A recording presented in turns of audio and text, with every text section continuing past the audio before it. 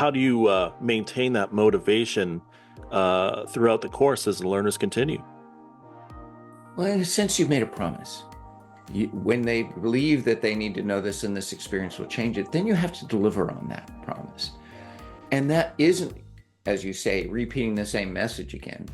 It's putting them in it's giving them models that they recognize are relevant for. That's more on the cognition side, but they can tell that you understand what they need to have. And then you show them examples that are interesting stories about how somebody faced a situation they immediately recognized was, oh yeah, I can see that that's something that would be really nice if I can deal with it.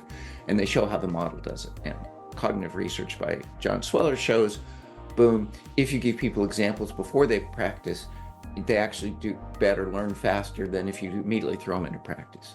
But then your practice similarly has to put them in a situation where they go, I recognize that type of situation I really wish I could handle.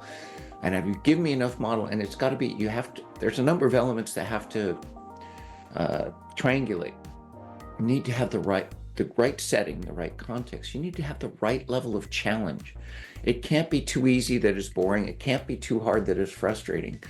You've got to have it pitched in that zone where people are engaged. It turns out there's a wonderful alignment between what makes people engaged and what makes effective learning. In fact, Rolf Koster, who was a game designer, wrote a book called A Theory of Fun, talks about why what makes games fun is learning, which is really cool for our purposes. Learning can and should be hard fun, but we have to spend that effort to make sure we're getting the right stories, the right level of challenge, and the feedback matters as well. It can't just be right or wrong. We have to tell them why it was right, why it was wrong. But if we get all this aligned so that they see that they are facing challenges that are meaningful to them and are pitched at the right level and they're having the right level of success and they're getting feedback to improve, they see that the designer has cared about their development of competency. And there's a number of other elements. You need to make it safe. If they fail and it gets held against them, what I call the Miranda organization, anything you say will be held against you in the organization. Nobody's going to give their best. But if you make it safe to fail, so they're willing to try different things and experiment and explore, that accelerates learning. So when you get all the elements working together to create an experience, and that's why I like the label learning experience design instead of just instructional design. Structural design done properly includes this.